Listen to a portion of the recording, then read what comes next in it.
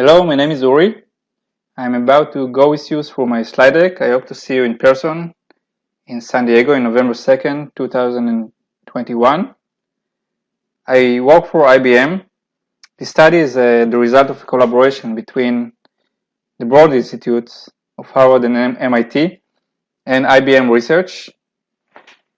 Typically, when an institution wants to develop a new risk model or a score that institution uses the databases that are available to it, applies some kind of a machine learning method, and comes up with an equation. The equation is typically a multiple of covariates that is capable of calculating the risk in the individual level. And then a variety of performance measures are applied on that to assess how well the score performs. For example, by using the area under the curve, concordance index, a calibration slope. But it could be that even if the score performs very well and was being validated on external databases, the score would not perform the same way if it was evaluated on subpopulations, smaller segments of the entire population. And when the collection of performance measures perform consistently on the population as a whole and also on subpopulations, then we would say that the model has a high level of robustness. But it could be that there might be a discrepancy in performance measures between applying the score on the population as a whole and subpopulations. We focused in this study on a condition that is called atrial fibrillation, or AF or AFib, a condition that is linked to outcomes such as heart failure and stroke. The main method to assess the risk for future AFib, for incident AFib, is to use the charge AF score. It's an equation that was developed a couple of years ago. Another method that is more recent, it's called the EHR AF score. Both of these scores are capable of calculating a probability, a risk probability for the patient, and then that probability is being compared to a predefined threshold, for example, 5%, to trigger a clinical decision support. And the clinicians are very interested to assess the risk of the patient. It's not straightforward to do it by intuition alone and by experience alone.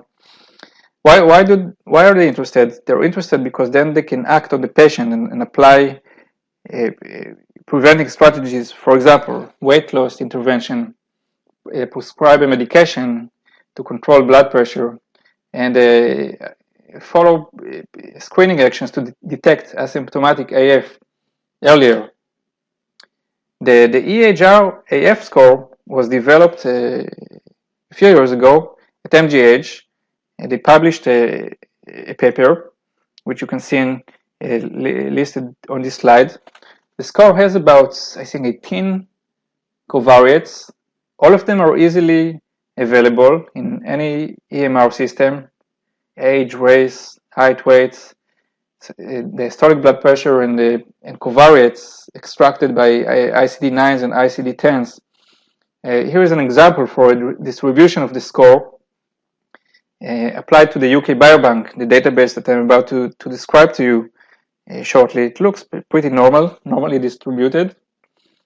And when we started this collaboration in 2019, we thought, since IBM has access to such a valuable resource and large, called Exploris, with over 60 million individuals, let's validate EHR AF together, the Broad folks and us, and see how well it performs. And it performs well. It turns out to be well calibrated in comparison to charge AF, and performs similarly. And for our study, we used the UK Biobank. It's a database of about 500,000 individuals. It's a prospective study.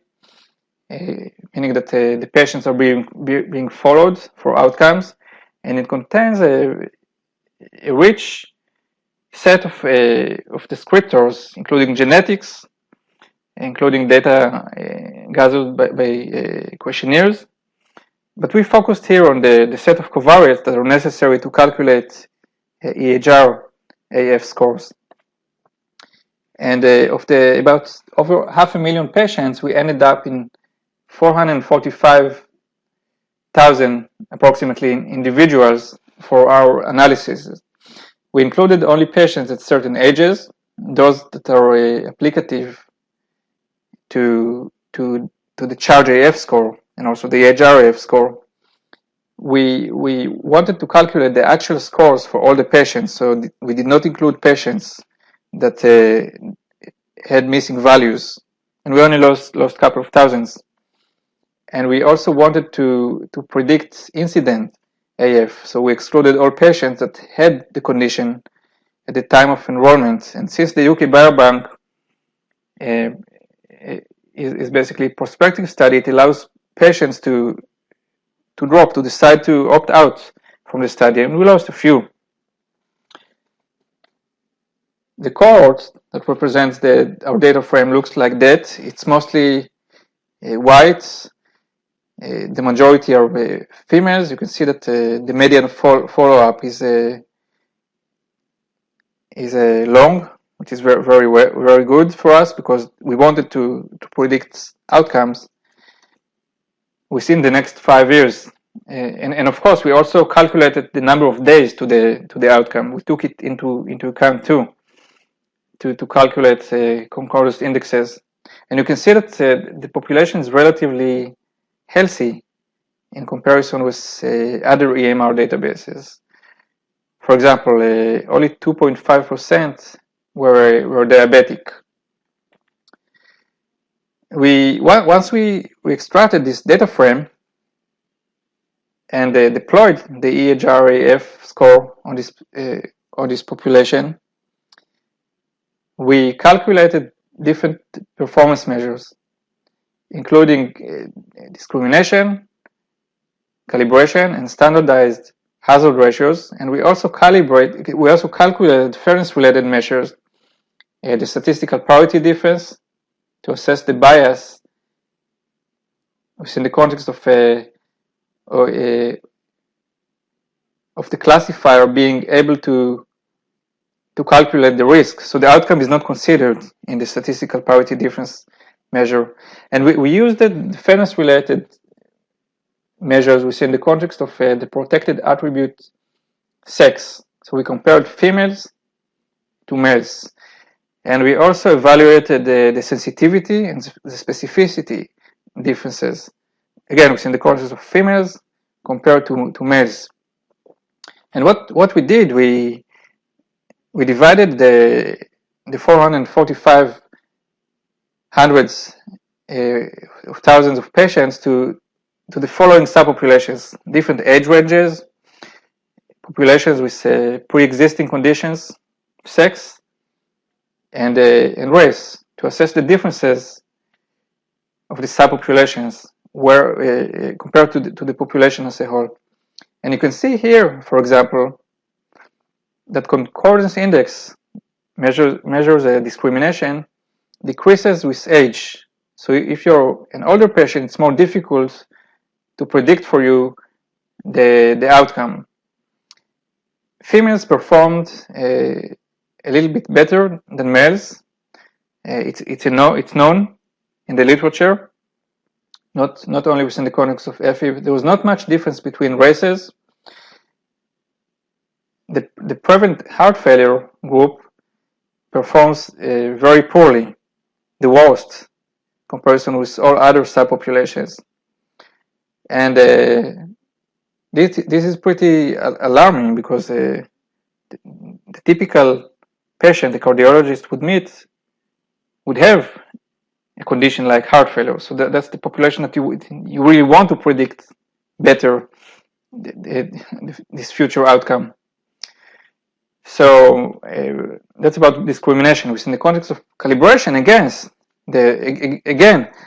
the prevalent heart failure population was very overestimated by the EHR score, while the other subpopulations were underestimated. If the slope is above 1, we say that it's estimating the risk. If it's below 1, it's overestimating the risk. And again, there is some kind of a pattern of decreased slope as age increases. Within the context of standard hazard ratios, we can see similar patterns to discrimination, and it makes sense. It's more difficult to predict the outcome for the heart failure patients, because those patients are more similar to one another. And this measure, the standard and hazard ratios, calculates by how much an increase of one standard deviation increases the risk for the outcome. Within the context of fairness, you can see that within the context of statistical parity difference, risk estimates are lower for females, especially in the intermediate group, age 60 to 64, and there is no bias in the extremes. Within the context of true positive rate difference sensitivity, similar pattern, lower sensitivity for females compared to males. And the true negative rate difference has a different direction, of course. Higher specificity for females, again, the intermediate ages, no bias in the extremes. To conclude, our work identifies robustest limitations in a well-validated clinical risk model, the EHRAF. The score does not perform equally across all subpopulations and also in comparison with the population as a whole. So what can we do about it? What can we do? So the study will help us and others to develop the next generation of risk scores by trying to optimize robustness also on subpopulations, not only on the population as a whole, as being performed now. And we can do it within the context of mitigating strategies on the measures, like the performance-related measures and the fairness-related measures. And there is a broad range of literature and methods focused on mitigation strategies. And this will be our next step, focused on mitigation. Okay, thank you very much. Take care.